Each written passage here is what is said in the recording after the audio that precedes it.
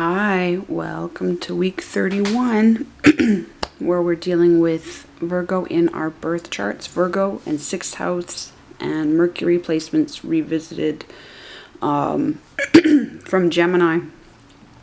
Actually, I should get the Gemini pages out, shouldn't I?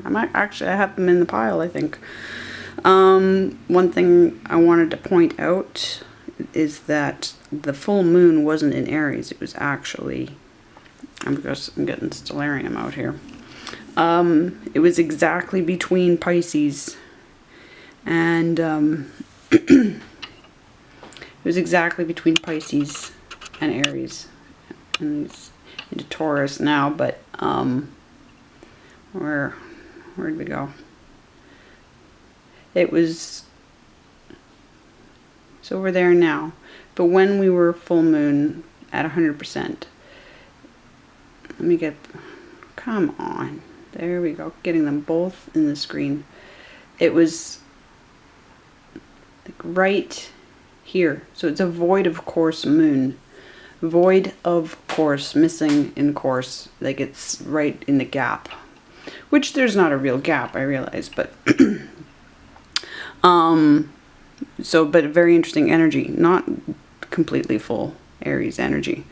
I'm gonna head over to, oh, look at how far Venus is coming along here into Scorpio, right? Way up there. Oh, she's near a cluster. What's that?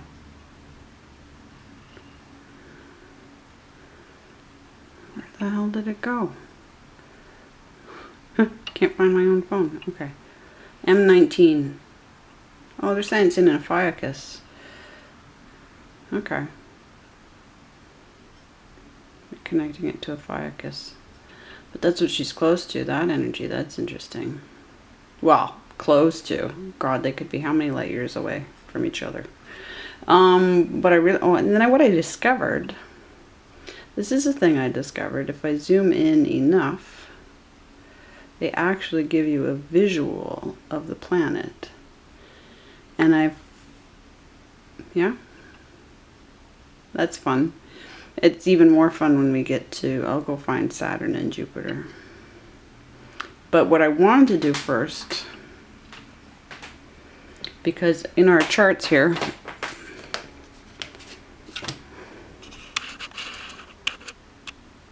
on the 22nd, I'm filming this on the 22nd, and right here we're supposed to have Mars as per recording. Let's just get that centered a bit better. It's supposed to be hitting Libra. I feel like it won't be. Let's just see. Look how far Sun. Look, Mars is still.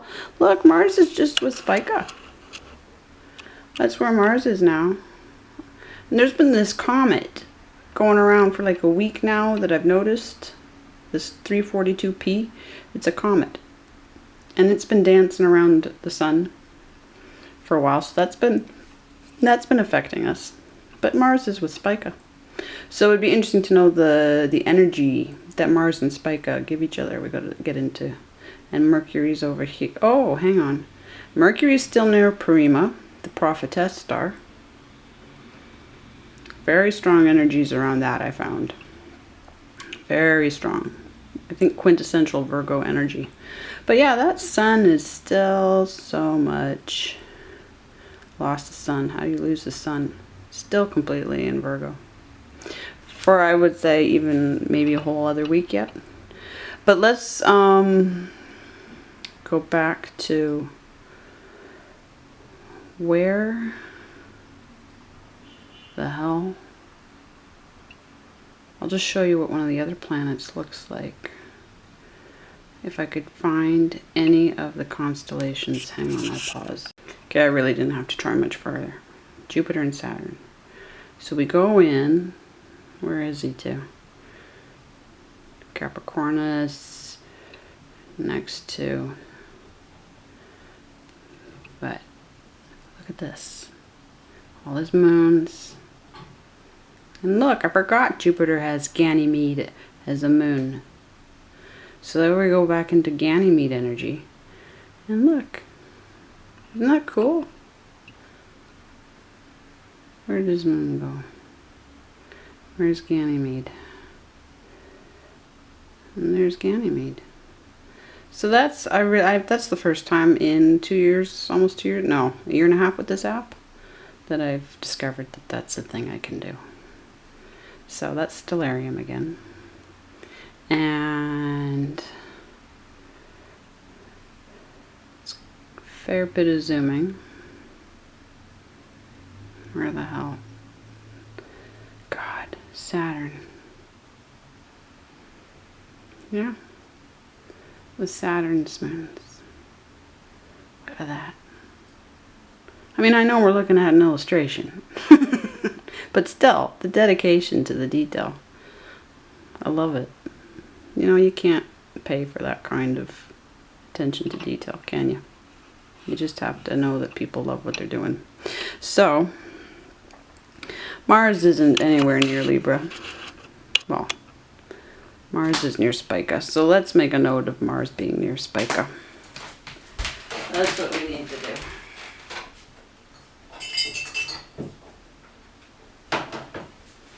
Putting the phone down. Right. So Mars, no.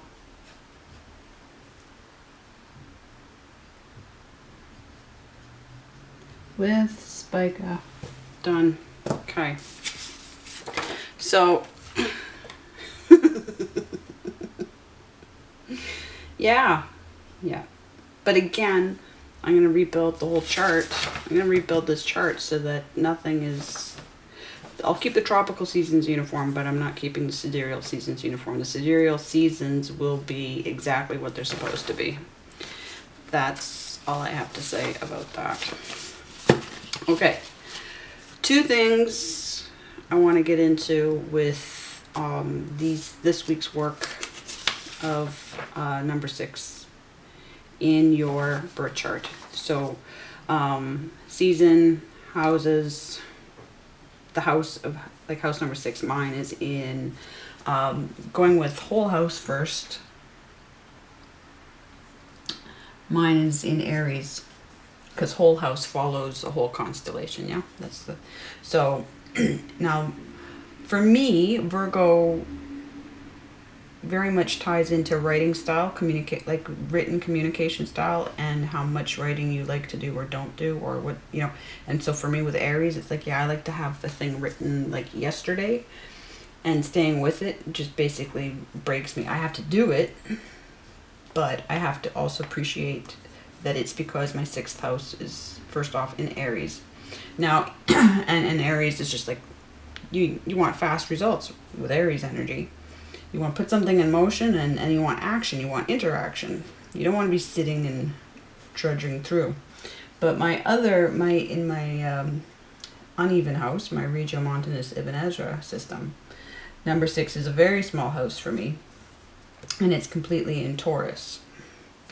So, what and then as far as what's in my Virgo season, now we have to revise the Virgo season. It's a huge season.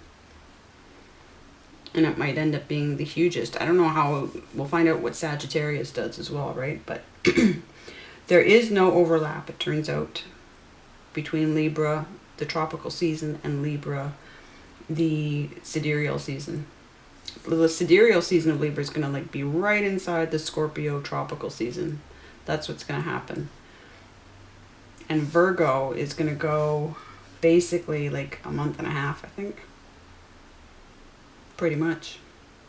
So what's needed is that they're actual, like I've said before, they're actual pure Virgos that are born still, where it's not like an overlap of energy. So so yeah, no, this we're not hitting true 7th house energy, true negotiating energy for at least another week. And so the challenge will be, will I be done my work in that time? I guess close about. I guess the pressure's on me. So, here's how I do it in tarot, as I've done it for the other 6 houses so far. From me, as always, because I changed air and earth classifications from, like, the cardinal, fixed, and mutable. So for me, Virgo is fixed. Others would put it as mutable. But I put it, because it's 6th house, I put it as fixed. I put Taurus as cardinal, and I put Capricorn as mutable.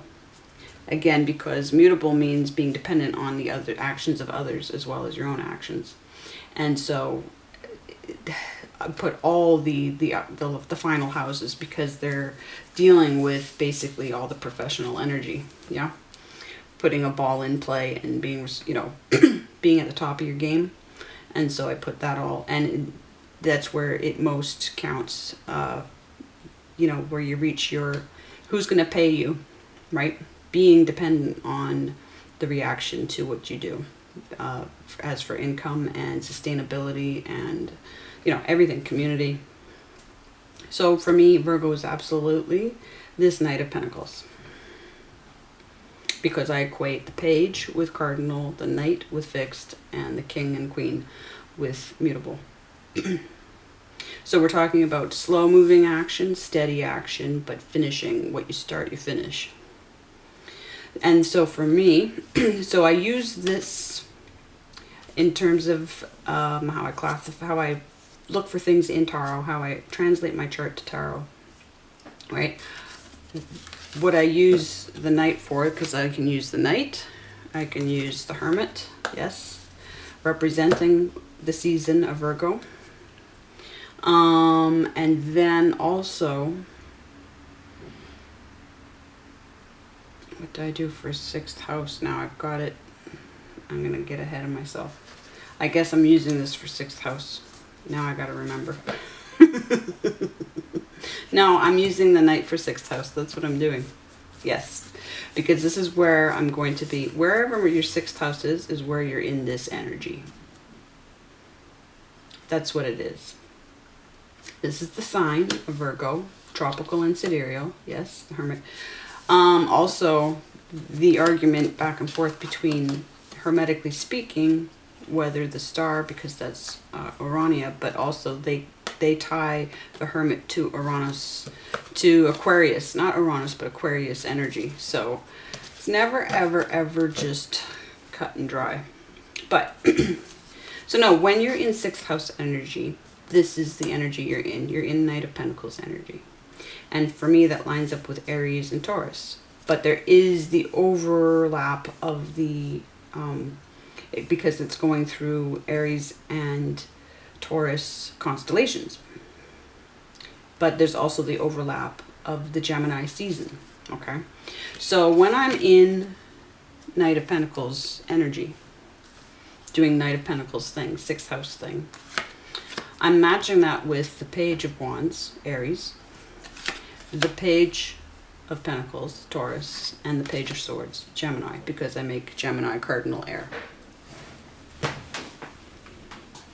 Okay, so it's how these work together. Now the other thing is that this is childhood as well, right? Your like first 20 years, let's say.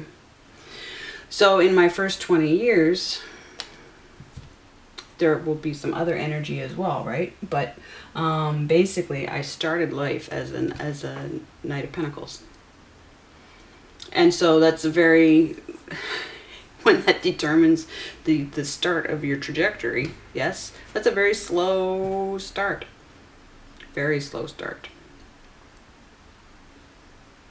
But it gives me the perspective, and I would say it's absolutely true. It took 20 years for my life to get off the ground completely, so I was very much an apprentice in my first 20 years. It's about all I could do was watch and absorb and keep notes. I didn't have more control than that. And then when we get to, I'll move Star away, but actually she's here for more than one reason. When we're in the constellation of Virgo, and really we might as well deal with tropical and sidereal together because there's such an overlap. I'm in my 11th house. All right, yes, my whole house in Virgo, in the constellation, is the 11th house, which means it's a very large house. goes on and on and on because of how long the sun takes to go through Virgo, right? But it's also in because of Ibn Ezra, the uneven house system, right? It also goes through 8th house, which is the Knight of Cups, Scorpius. It goes through my 9th house, which would be King and Queen of Wands energy in Sagittarius. It goes through my 10th house, King and Queen, or Queen and King. I like the Queens the most, so I put them first. But the Queen and King of Pentacles, so for me that's Capricorn energy. And then, of course, Aquarius, so Queen and King of Swords energy. So this is all, basically I'm going through all of my mastermind kinds of thinking, yes? Minus Pisces. I don't have King and Queen of Cups here. So that'll hit with Libra. That'll hit with Libra and Scorpius. Scorpius, yeah. But no, but I do have the Knight of Cups here. So I have this kind of, we start off with this action, but then we're into decision making, we're into owning, we're into arriving, we're into, and this would be basically your prime adulthood, like once you're good to go and you're professional, or you know what you're doing, right? This would still be intermediate, right? So let's say ages 20 to 30 kind of thing, possibly. It could be earlier than that, depending on what your progress is. But I would even, you know what, I'd even say it took me till 40. It won't take everybody till 40 to get their shit together, but let's say because we're putting the Knight of Cups together with the Hermit, yeah. So I could make that a 20-year block for sure. And then, so really there's stuck action here, deep emotional work, deep transformations, yes, attached to this. First we transform and transmute energy, and then basically I have all of this professional energy attached to Hermit mode, which is very difficult because I'm also a 33 that I found out. They decided to tell me during this month that I'm a 33. I hadn't bothered to go into the numerology of my birthday yet, quite that deep. I knew my life path was 6, but then Roshan Sylvia, I was listening to a bunch of her videos while cleaning the house. Okay, so in terms of things to consider, if you were to look at the placements for you, if you're looking at, yeah, so I put King and Queen energy as mutable. Again, Knight energy as fixed, and Cardinal as Page energy, right? And of course, so just to be clear, we'd have, with that Knight of Cups, we bring Death energy and we bring Pluto energy with Judgment card, yes? So this energy, these experiences are tied to the Virgo experience for me, at the time in the calendar, yes? And then obviously Temperance and the Wheel, so Jupiter energy and Sagittarius energy with King and Queen, Queen and King of Wands. So the turn of the wheel, making the wheel turn, and then Saturn and Capricorn energy for me with the Queen and King. So Devil, having fun and at the same time knowing the truth, and ties that bind, and getting yourself out of situations in the beginning and the end in the beginning, and reputation. And then of course repeat star energy with the Tower energy for me, because Tower is completely tied to Uranus for me. Others tied to Mars and Pluto energy in Scorpius, but so you can, for me, this is such a different experience than the death experience, than the transmuting. This is like, okay, this is such an outside, it's all so many external influences, but this is a shock tactic where this is like a slow, these both take time, but yeah, no. And so now I'm gonna need that again for my Pluto placement. But what I also would go back and say, this takes a lot of cards. And I'm switching up systems. But yeah, so that is my Virgo experience. So everything we know about what's involved with those energies, yes. Now, in terms of what's on this page, right? Because the question is, where is your house number 6? In which constellation? Constellation or constellations? Well, so me is that. We're in that constellation. This is like a saying it another way. With that Page of Wands energy, yes, we're in first house, so we're in Aries. Yeah, and that means we're going through, and that's my whole house, so it's the whole of it. So I'm going through all of this process. Now I also have my Sun and my Chiron in this house, in this constellation, in Aries. Not necessarily in that house. Yep, if it's whole house, then it's definitely in there. Absolutely. My Chiron is at the 3 of Wands, and I believe my Sun, and my Chiron's at the 2, 3 of Wands. It's split. And my Sun is the 3 of Wands. So this energy is very strong for me. So this is, yes, so, and in astrology, the Fool, which is Aquarius energy in tarot, but it's taken as Aries energy in astrology, the first house. Because it's 0. It starts the wheel. So I have to match all of this with that, but that's the constellation. Mars energy, we should get the Emperor out here, right? Ruling that. Okay. But he's in a deck that's attached to one of the planetary positions for me. So we've got that house, that constellation, and cardinal, fixed, or mutable. So I've got all cardinal. Then I've got second house. So we've got the Hierophant energy. Now, because it's in Ibn Ezra, it's not a whole sign. It's not all of Taurus that it's in. I mean, it doesn't hit the Ace of Pentacles for me. It only hits the 2, 3, and 4 of Pentacles. So there's no... We hit the beginning before this. When I hit the Ace of Pentacles, that'll be in Leo.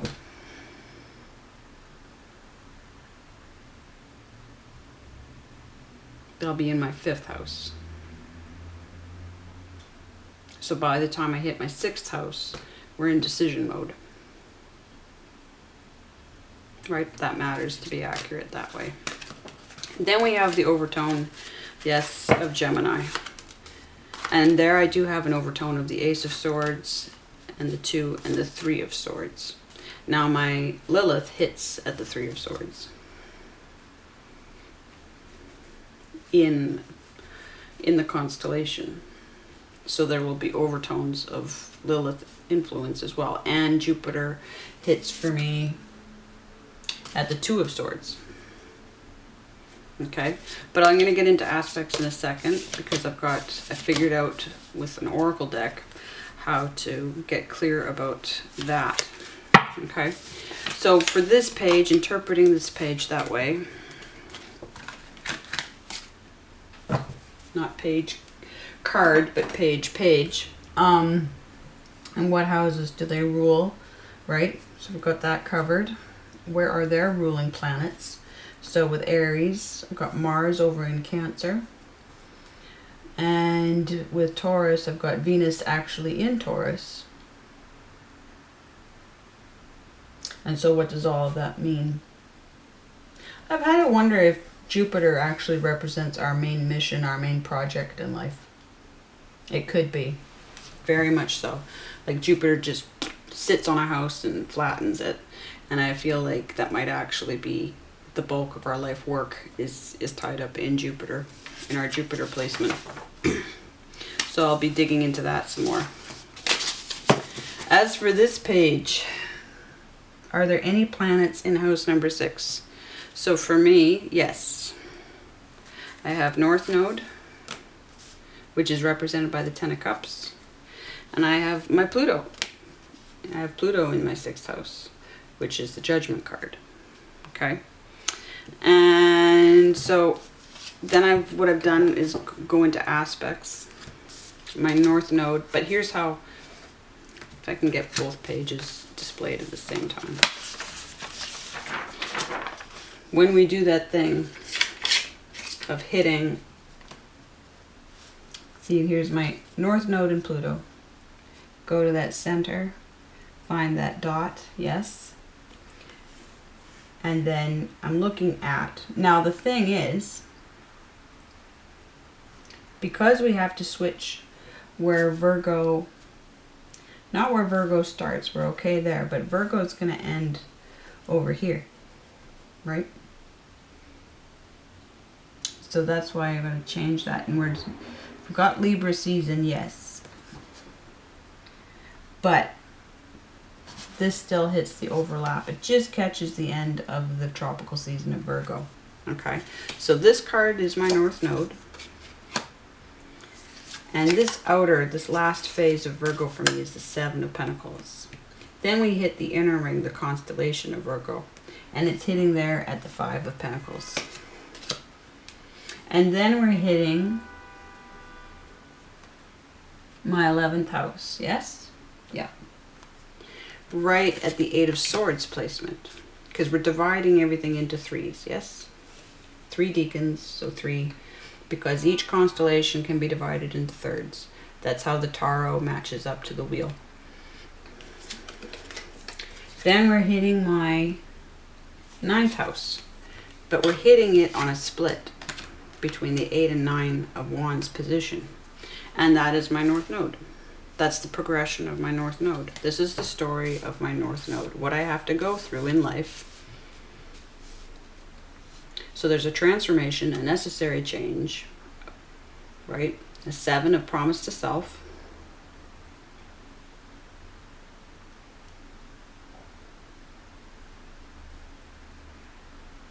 And that comes before the change. There's a, you know, like it's, the order is different, yes? And this would have everything to do with inside the institution or outside the institution, yes? We have the Houdini card of getting ourselves out of the Eight of Swords, the mastermind thinking, Aquarius thinking, yes. Then we have what I would say communication. So for me, that's turned into a lot of books, a lot of writing, just a lot of books, and a lot of publication, a lot of promotion, and a lot of people, And then we have the Nine of Wands. And this is actually one of my main spirit guides. This is her card. And this is the first card that ever showed up to me. This is the card in playing card form, 9 of Clubs, that brought me into cards. So this is how they were introduced. Well, not how they were introduced in my life, but brought me in personally through a particular experience.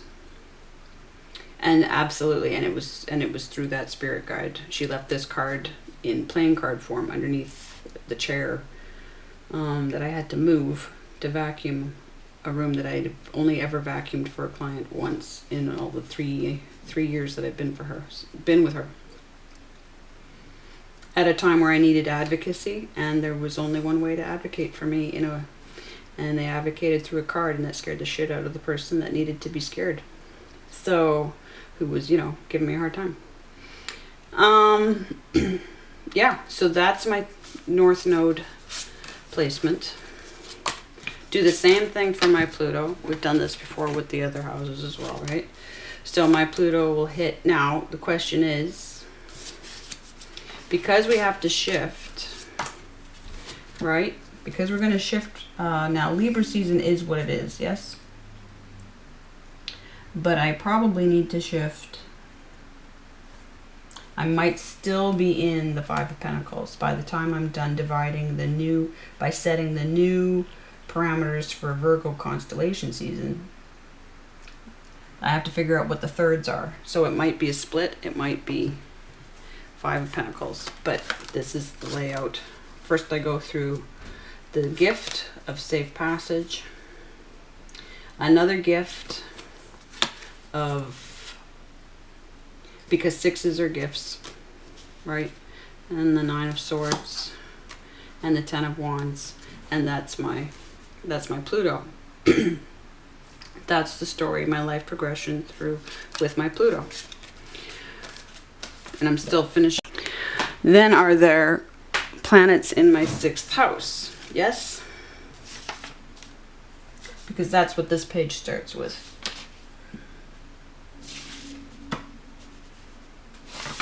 I got the page turned around. The Virgo, the Pluto and the North Node are down at this question. We start with 6th house, which has Sun, Chiron, and Venus between both systems. So that's where I'm going to get into the other system of how I do things to explain that. That's what I'm going to do. What did I do with... Did I lose Mercury? No, okay. Let me finish up by saying Mercury, ruling Virgo, is in my 10th. No, my 12th. Lord, it's right across. Mercury is actually, for me, it's in near opposition to my Pluto. So I've got a new way of expressing what oppositions and all the aspects mean. But it's over in Pisces, which gives me the 8, 9, 10 of cups. But it's specifically at a 9 and 10 of cups split. So here I have a repeat, an echo of my North Node, yes, in my mind, in my Mercury. Because that's where it hits. I won't show all the placements for the Mercury, but so that looks to me like a very happy mind, but also the fact that it's actually, I've got almost a rainbow happening across my chart, yes, between my Mercury and my North Node and my Pluto. So follow the rainbow. But and of course, Moon being attached in Tauro to Pisces.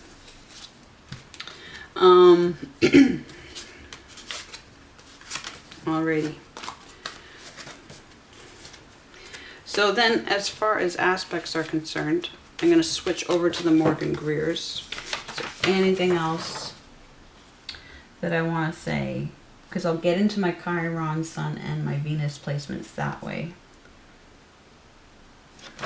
The story of the 6th house.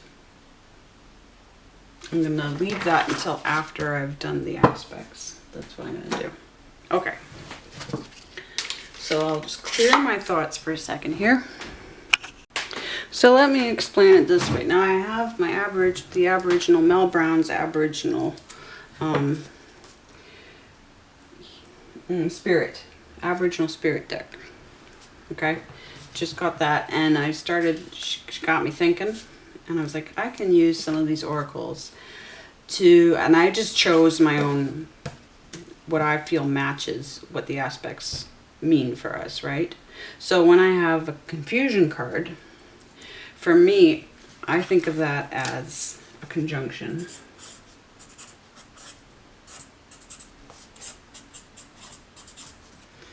Because they're so close together, and you're trying to figure out, they're in tandem, they're always going to be acting together, yes? And so for me that's, and I won't keep this on there forever, I'll just, for now, when I, just so you have the idea, okay? But yeah, because I feel like, and I've got my Sun and my Chiron Rex, I've got lots of people, lots of planets, lots of planets in sort of twin positions, yes? And so it's like, well, who's doing what to who? So I chose the confusion card. For opposition, I chose victory, because they have to succeed together. When planets are in opposition, they have to progress in tandem. They have to, but they will succeed together. There will be victory together. And you see how we've got the laurel wreath of accomplishment, yes? And it's like the two, yes, meeting at the end, right? Coming full circle. So that's what I chose as energy for an opposition. So my Sun opposes my Uranus. I have several oppositions, okay? Now we get into, I'm going to get into a few complex. The quincunx is where you have a 150-degree angle. I think it's like 5 houses in between. And it's such an odd, they say it's almost irreconcilable, the relationship between, in that aspect, between those two placements. But they also said it takes a leap of genius, and they can push and they create leaps of genius in your life. And another, in my previous research, and I've given credit to them at the time, and I've got to go back and remember who I've got to give credit to. But not myself, for sure. But knowing that a lot of comedians have a lot of quincunxes in their charts. So, but it's also known as the master teacher. This is known as the master teacher aspect. So, leadership for sure. Then there is a biquintile. And this, and that's about 150 degree, the quincunx is 150 degrees. Let's write 147 to 153. 147 degrees to 153 degrees. That's the aspect, the angle, okay? Biquintile would be like 142. It's a 145. I want to say, so it's like a 143 to 147. And a biquintile is a master mediator aspect.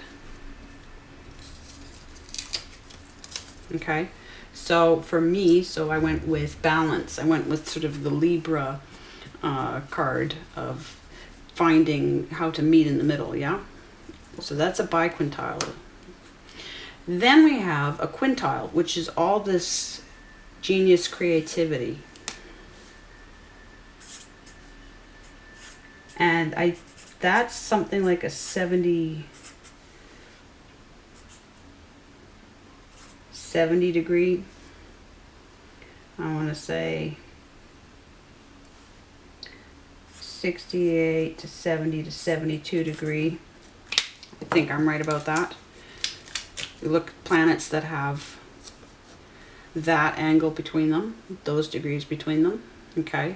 And that those two together provide you with a great deal of creative talent.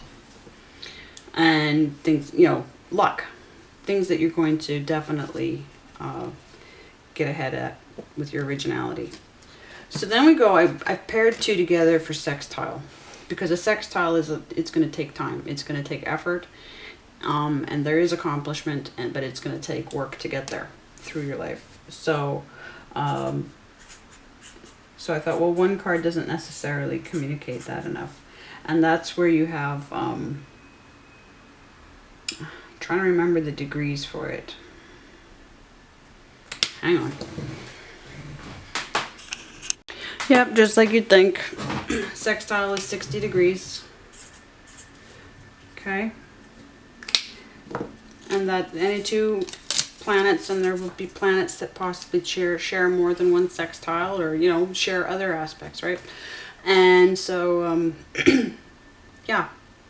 Then there are squares, and for me, a square, that's where they make the effort with each other to push you.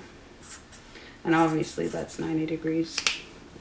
So, yes, so for the sextile, turmoil and accomplishment. And then challenges for the square. But I always like to look at the positives, yes, because that's all we can do is make progress. And then finally, I chose for trine, for the lucky trine, I chose adventure. And a trine is 120 degrees.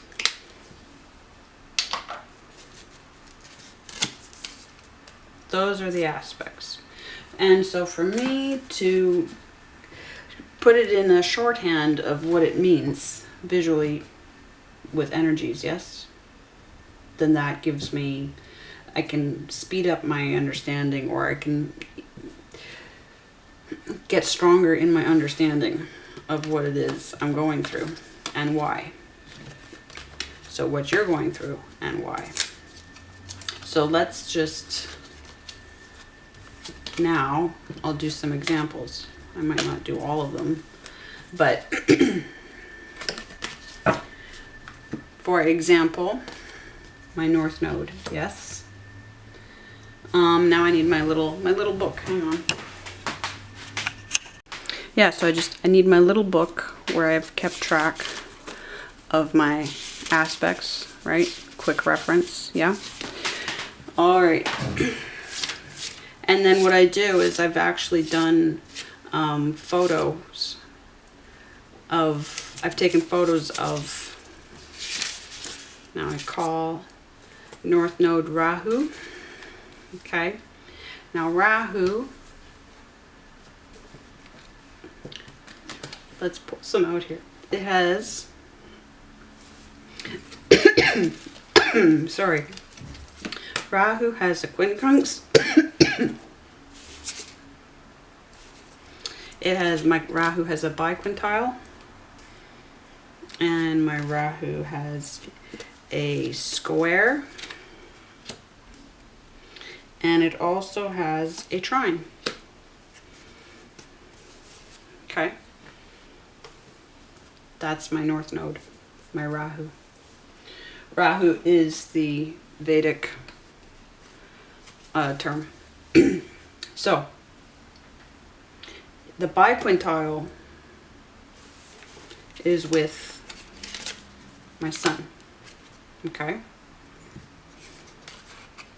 So then I have leadership.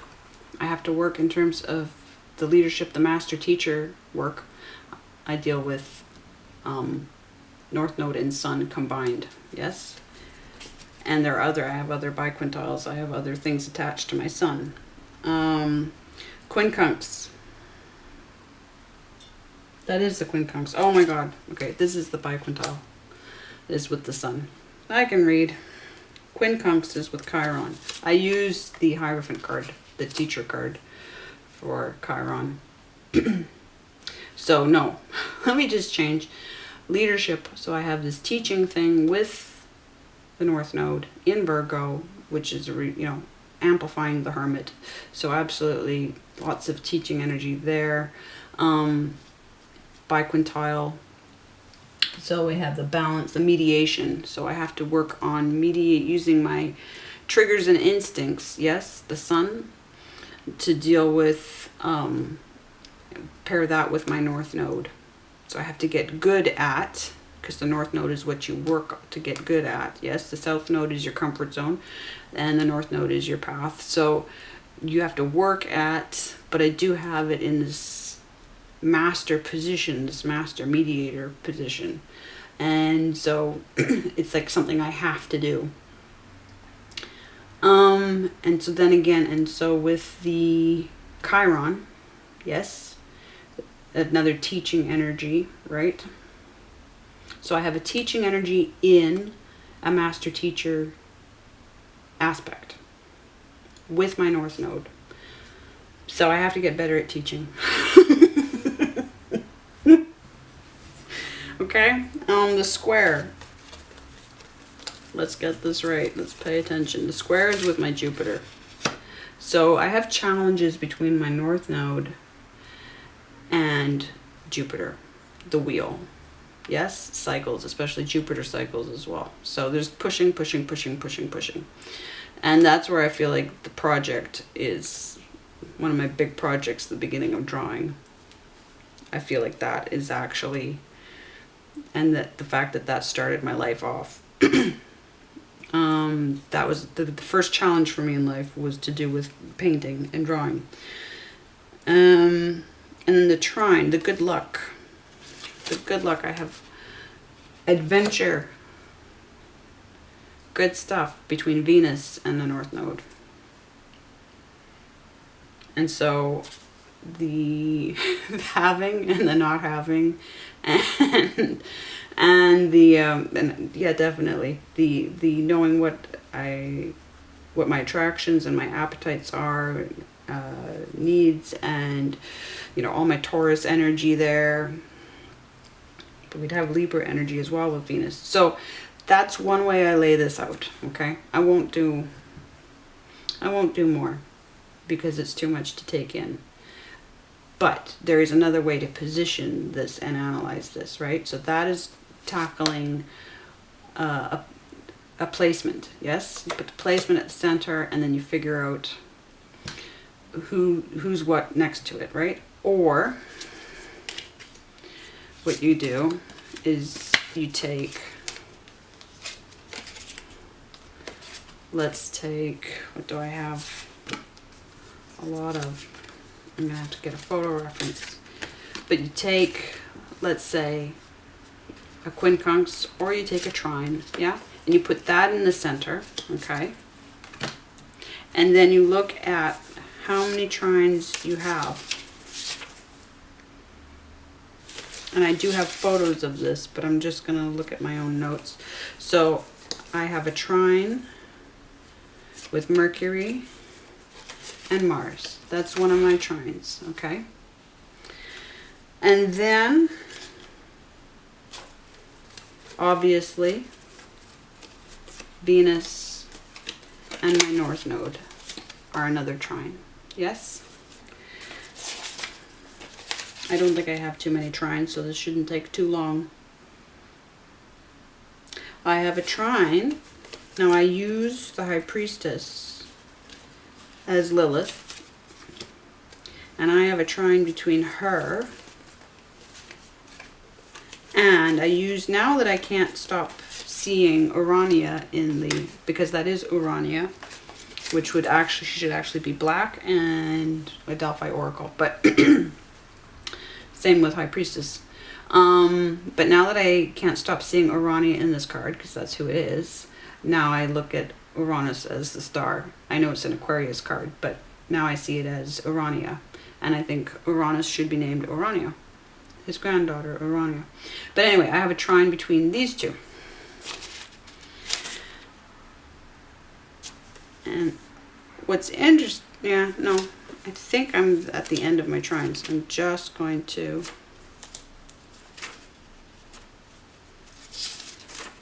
make sure, yep,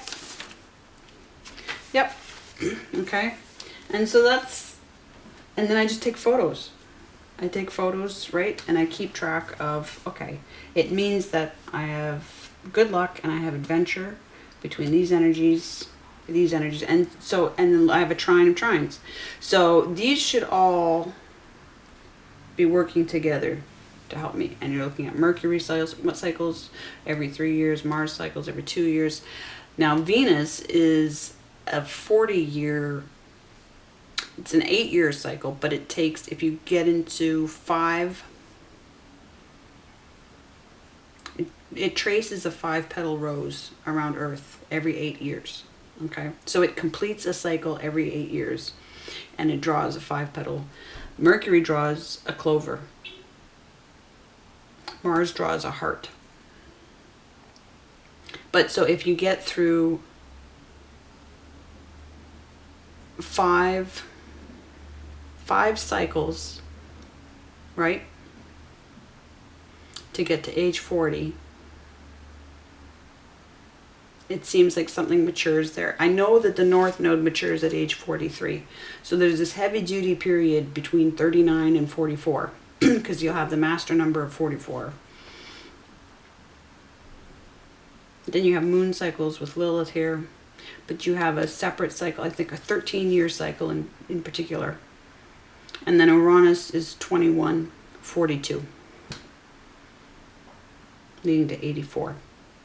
But so, but this is an idea of how everything would work together. So the two ways of keeping track of the aspects and starting to come to grips with what they mean, and what Magician and Emperor energy together, working together, mean, and what Venus and North Node, what you're working towards, because she grows things. Yes, she's here to manifest growth, and you need to grow towards your North Node and develop towards your North Node. And then the secrets, the secret knowledge, all of your psychic abilities, yes, and your innovations, your genius, your non-conformity, right? And Lilith is magnetisms and polarities. So this is like a double header of how to repel people, right? But yeah, so I would do the same for all of them, right? And either way, and then I have cross-reference. And so that's what I came up with. Is creating, and you might choose different cards to mean to that better express for you what it all means. But that is how I'm working my way towards this, plus the story of Aragon. So yeah, obviously, yeah, for me, heavy emphasis on writing, drawing, because drawing is the foundation of writing. Writing is drawing. That seems to me to be very tied to Virgo. Healthcare, obviously, we were straight into health issues as soon as the month hit. And then yes, mastery, making those pivotal decisions, because the energy we're in right now, when we hit that, I want to say when we hit the star Parima, when Mercury and Parima connect, and possibly if it's going to be a full moon in Aries, that is going to be like the apex of this experience, this astrology workbook experience, in terms of that's going to be the turning point that we work towards, where everything really starts to get into high gear based on what we know by the time we reach it and what we have to decide about and put into motion, that we're already putting into motion. So slogging right through. And so then the question is, by next week, who's helping us? So that'll be a question to answer, and I'm going to stop the recording now. But yeah, that's the question. And where is it going? It's very interesting. But yeah, the idea of actually holding out a lot of hope in the Virgo energy. Pinning a lot on faith. Where the work takes you to the edge. So, that's it for week 31. Back soon. Much love.